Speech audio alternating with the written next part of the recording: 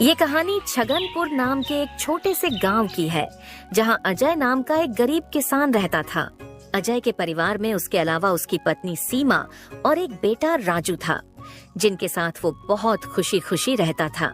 अजय के पास गांव में अपनी एक जमीन थी, जहां पर खेती कर वो अपने घर का पालन पोषण करता था। परंतु अब उसकी वो जमीन पहले की तरह उपजाऊ नहीं रही थी।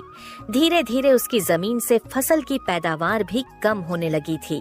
एक दिन इसी चिंता में वो अपने जमीन के पास बैठा होता है और कमाने का कोई और जरिया सोचने लगता है। दिन प्रतिदिन मेरे इस जमीन से उगने वाली फसल कम होते जा रही है। लगता है मुझे अब कोई दूसरी जमीन लेकर काम करना होगा, या तो कोई और जरिया ढूंढना होगा कमाने का। पर अब मैं इस जमीन के भरोसे नहीं रह सकता हूँ। चलो एक बार चल के सीमा से राय लेकर देखता हूँ वो क्या कहती है इस बारे में। अजय तुरंत खेत से अपने घर की तरफ चल पड़ता है। घर पहुंचकर वो सबसे पहले अपनी पत्नी सीमा को आवाज लगाता है। सीमा जरा यहाँ आना, तो तुमसे एक जरूरी बात करनी है। अजय की आवाज सुनकर सीमा वहाँ आ जाती है। बोलिए, आपने मुझे बुलाया क्या? हाँ सीमा, मुझे तुमसे एक जरूरी विषय पर बात करनी है और तुम्हारी राय जाननी है।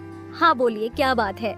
सीमा, तुम तो जानती हो हमारी जमीन अब पहले की तरह इतनी उपजाऊ नहीं रही है, और अगर मैं ज्यादा खाद वगैरह डालने की कोशिश करूंगा तो कहीं उसकी मिट्टी और खराब ना हो जाए। इसलिए सोच रहा हूं कि कुछ समय के लिए उस जमीन पर खेती करना छोड़ दूं। हर साल थोड़ी थोड़ी खाद उसमें डालता रहूंगा, जिससे कुछ सालों बाद वो पहले की तरह उपजाऊ हो जाएगी। फिर उसमें खेती करना शुरू कर दूंगा। हाँ, ये ठीक रहेगा। इससे आपकी जमीन भी सही रहेगी और उसमें उगने वाली फसल भी। हाँ, पर तब तक मैं क्या करूं? क्योंकि मेरे पास दूसरी तो कोई जमीन नहीं है, तो घर का खर्च चलाने और राजू के पढ़ाई के लिए कहां से पैसे जुटा पाऊंगा? आप एक काम क्यों नहीं करते, एक बार जाकर गांव के जमींदार काका से मिल लीजिए। वो तो बहुत अच्छे और नेक दिल है, वो आपकी जरूर कोई मदद करेंगे। हाँ सीमा, ये ठीक रहेगा, क्योंकि काका अगर कोई नया काम भी करने बोलेंगे तो वो उसमें भी मेरी मदद कर देंगे। ठीक है सीमा, तो मैं कल सुबह सुबह ही काका से मिलने उनके घर चला जाऊंगा।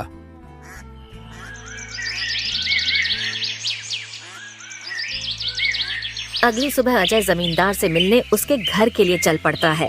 जमींदार के घर के बाहर पहुंचकर वो जमींदार को आवाज लगाता काका, है। क्या आप घर पर हो? अजय की आवाज सुनकर जमींदार बाहर आता है।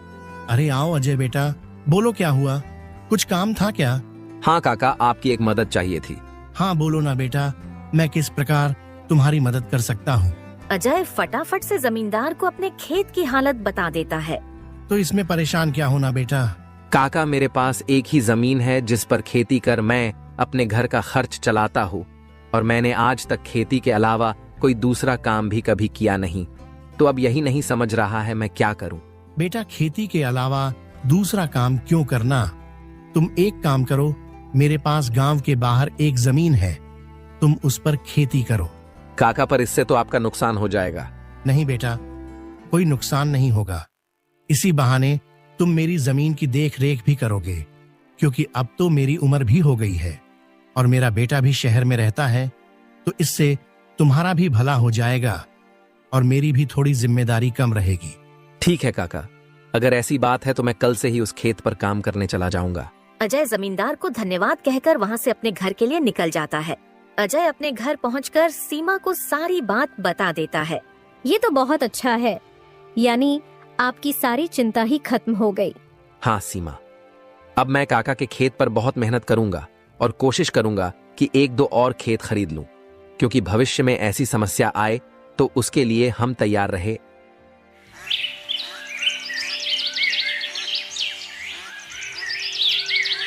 अगली सुबह अजय जमींदार के खेत पर काम करने निकलने वाला होता है तो सोचता है, काका की जमीन गांव के बाहर है, तो शायद शाम को आते आते देर हो जाए, इसलिए सीमा को बोलकर जाता हूँ। सीमा, जरा यहाँ आना तो। अजय को बुलाता सुन सीमा वहाँ आती है। बोलिए, आपने बुलाया मुझे? हाँ सीमा, सुनो, काका का खेत गांव के बाहर है, तो मुझे शाम को घर लौटने में थोड़ी देर भी हो सकती है। तो अगर मुझे देर हो जाए तो तुम और राजू खाना खाकर सो जाना। ठीक है, पर अपना ध्यान रखना। और हाँ, 1 मिनट रुकना, मैं आपके खाने का डिब्बा लेकर आती हूँ, वो लेकर ही जाना। फिर क्या था, अजय अपना खाने का डिब्बा लेकर गांव के बाहर वाली जमीन पर काम करने चल पड़ता है। चलते चलते कुछ समय बाद वो गांव के बाहर वाली जमीन पर पहुंच जाता है।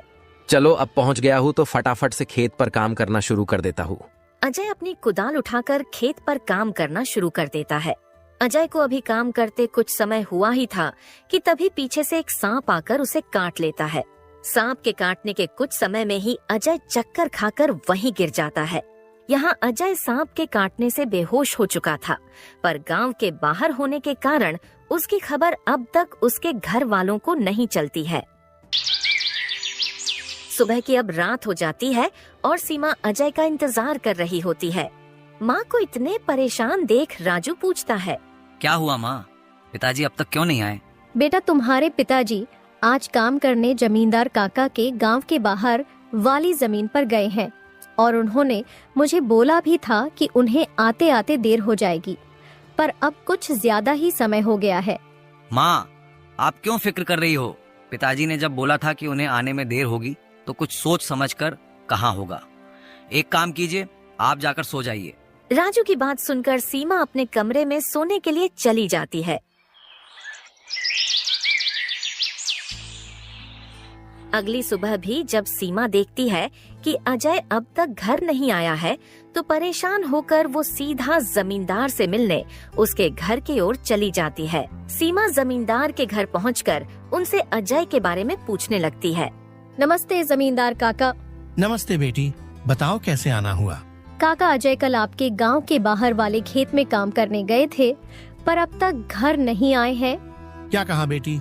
अजय कल गया था और अब तक घर नहीं आया? हाँ काका, उन्होंने मुझे कहा था कि खेत गांव के बाहर है तो आते आते रात हो जाएगी, पर अब तो रात की सुबह हो गई, पर वो अब तक नहीं आए हैं। चिंता मत करो बेटी, मुझे थोड़ा समय दो, मैं अभी किसी को भेजकर पता लगाता हूँ कि अजय कहाँ है। जमींदार तुरंत अपने घर में काम करने वाले घनश्याम को अजय को देखने अपने खेत पर भेजता है। कुछ समय के बाद घनश्याम जमींदार के खेत पर पहुंच जाता है और वहां का दृश्य देखकर वो परेशान हो जाता है। ये क्या, अजय का तो पूरा शरीर नीला पड़ चुका है। मुझे लगता है इसे किसी सांप ने काटा है। मुझे तुरंत जमींदार जी को ये बात बतानी पड़ेगी। घनश्याम वहां से भागते भागते जमींदार के घर के लिए निकल जाता है। घनश्याम जैसे ही जमींदार के घर पहुंचता है, उसके कुछ कहने से पहले ही जमींदार उससे पूछने लगता है। क्या हुआ घनश्याम बेटा, तुम इतना दौड़ते हुए क्यों आए और क्या तुम्हें अजय मिला? घनश्याम जमींदार को सारी बात बता देता है जो उसने खेत में देखी थी। घनश्याम जब जमींदार को सारी बात बता रहा होता है, तभी वहाँ पास में खड़ी सीमा भी सारी बात सुन लेती है और रोने लगती है। घनश्याम, तुम सबसे पहले वैद्य जी को लेकर वहाँ पहुँचो, मैं सीमा बेटी को लेकर वहाँ आता हूँ। घनश्याम को वैद्य जी के पास भेजने के बाद जमींदार सीमा को समझाने लगता है। सीमा बेटी, पहले तो तुम रोना बंद करो और जल्दी से मेरे साथ चलो, क्योंकि तुम्हारे रोने से अजय ठीक नहीं होगा। फिर क्या था, जमींदार सीमा को लेकर अजय को देखने उसके खेत के तरफ निकल जाता है और घनश्याम वैद्य जी को लेने दूसरी तरफ निकल जाता है। जमींदार और सीमा जब वहाँ पहुँचे तो उन्होंने देखा अजय बेहोश हालात में खेत में गिरा था और उसका पूरा शरीर नीला पड़ चुका था। सीमा अजय के पास बैठकर रोने लगती है। तभी वहाँ वैद्य जी आ जाते हैं। वैद्य जी के आते ही सीमा वहाँ से हट जाती है और वैद्य जी अजय की हालत का जायजा लेने लगते हैं। क्या हुआ वैद्य जी, अब कैसी है अजय की हालत? देखिए जमींदार जी, मैं आपको झूठ बोलकर अंधेरे में नहीं रखना चाहता हूँ, पर अजय की हालत बहुत खराब है। वैसे तो मैंने उसे जहर को काटने वाली औषधि दे दी है, परंतु जहर अजय के अंदर कुछ ज्यादा समय तक रह गया है, जिस कारण वो प्रगाढ़ बेहोशी के हालत में चला गया है। प्रगाढ़ बेहोशी, ये क्या होता है वैद्य जी? प्रगाढ़ बेहोशी के हालत में व्यक्ति जीवित तो होता है, परंतु उसके बदन के हिस्से में हलचल नहीं होती है, और ये अब कब होश में आएगा ये भी नहीं कह सकते हैं। वैद्य जी, तो अब हम क्या करें? देखिए जमींदार जी, अभी के लिए मैं कुछ दवाइयां दे रहा हूँ, उसे समय समय पर पानी में मिलाकर देना, बाकी तो सब ऊपर वाले के भरोसे हैं। वैद्य अजय की हालत का जायजा लेकर और दवा देकर वहाँ से चले गए। फिर कुछ गांव वाले अजय को लाकर उसको उसके घर के बिस्तर पर लिटा देते हैं।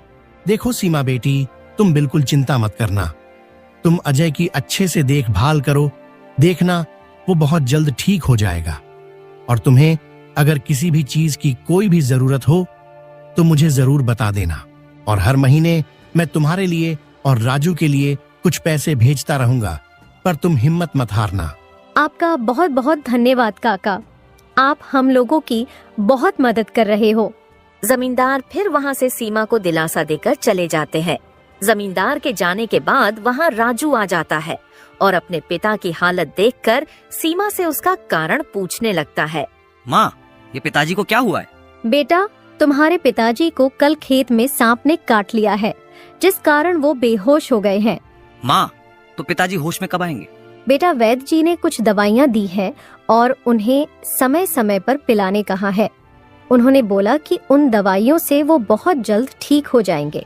पर माँ, पिताजी की ऐसी हालत है तो अब हमारे घर का खर्च कैसे चलेगा? बेटा, तुम उसकी चिंता मत करो, मैं हूँ ना, मैं सब संभाल लूंगी। नहीं माँ, आप क्या क्या करोगी?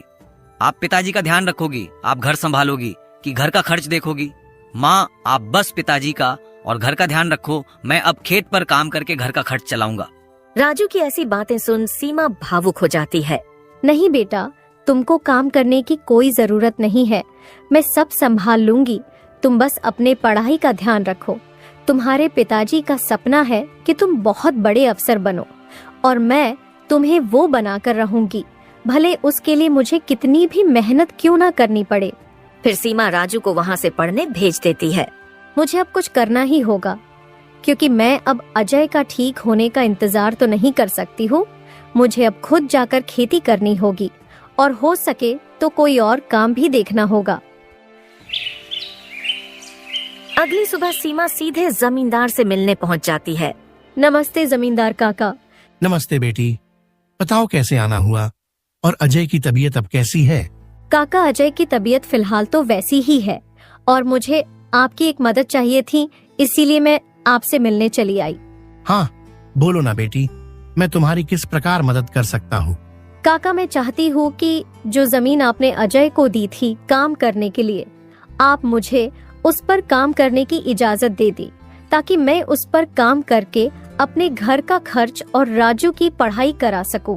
बेटी, पर तुम्हें वहाँ काम करने की कोई जरूरत नहीं है, मैं हूँ ना।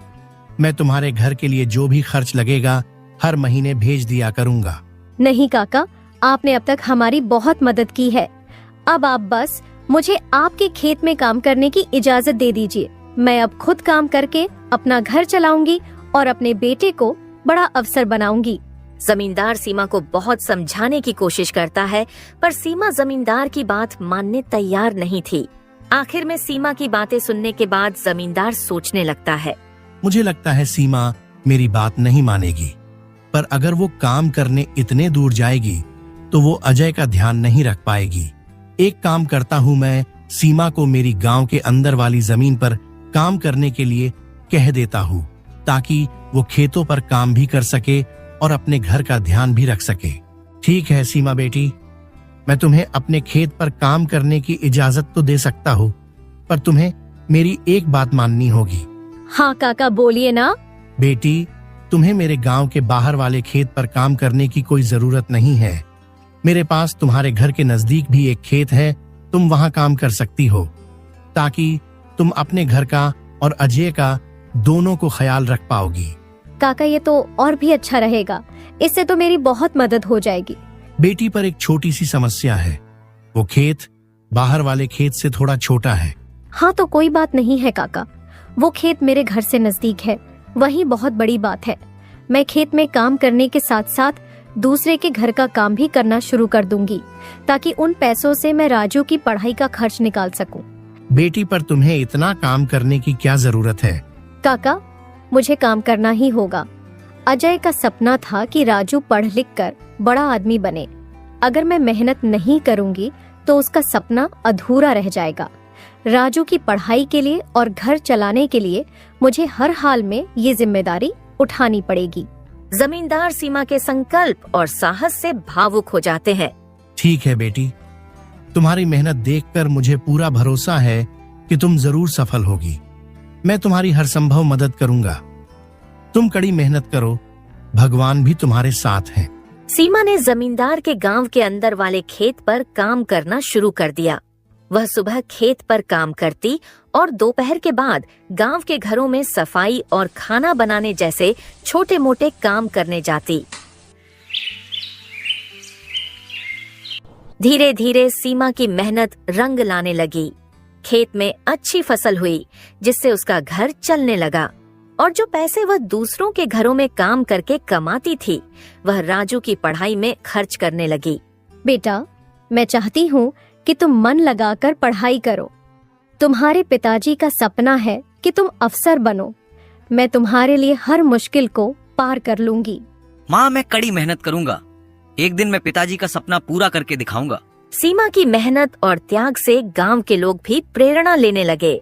उन्होंने देखा कि कैसे एक माँ अपने परिवार के लिए हर कठिनाई का सामना कर रही है। इसी बीच अजय की हालत धीरे धीरे सुधरने लगी। वैद्य जी की दवाओं और सीमा की देखभाल ने जहर का असर कम कर दिया। एक दिन अचानक अजय को होश आ गया। अजय को होश में आते देख सीमा बहुत खुश हो गई। अजय, तुम्हें होश आ गया। भगवान ने मेरी मेहनत और दुआएं सुन ली। सीमा, मैंने तुम्हें और राजू को बहुत परेशान किया। नहीं अजय, तुम हमारी ताकत हो। जब तक तुम ठीक हो रहे थे, मैंने हर जिम्मेदारी संभाली और देखो, अब सब कुछ ठीक हो रहा है। अजय धीरे धीरे पूरी तरह ठीक हो गया। उसने सीमा की मेहनत और त्याग देखकर प्रण लिया कि अब वह उसके साथ कंधे से कंधा मिलाकर परिवार को आगे बढ़ाएगा। राजू की पढ़ाई भी सफलतापूर्वक चलती रही और कुछ सालों बाद वह एक बड़ा अफसर बन गया।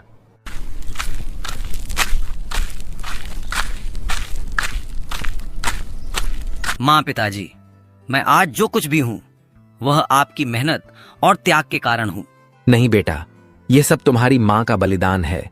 उसने हमारे परिवार को बचाने के लिए हर मुश्किल का सामना किया। सीमा का त्याग और अजय का साथ, दोनों ने मिलकर एक नई मिसाल कायम की। गांव वाले अब भी उनकी इस कहानी को आने वाली पीढ़ियों को प्रेरणा के रूप में सुनाते हैं। इस तरह माँ का त्याग की यह कहानी हमें सिखाती है कि एक माँ का समर्पण किसी भी चुनौती को पार कर सकता है और परिवार को जोड़ कर रखता है। दोस्तों, तो इस तरह की और शानदार और मजेदार कहानियाँ देखने के लिए हमारे इस चैनल को जल्द से जल्द सब्सक्राइब कर लें।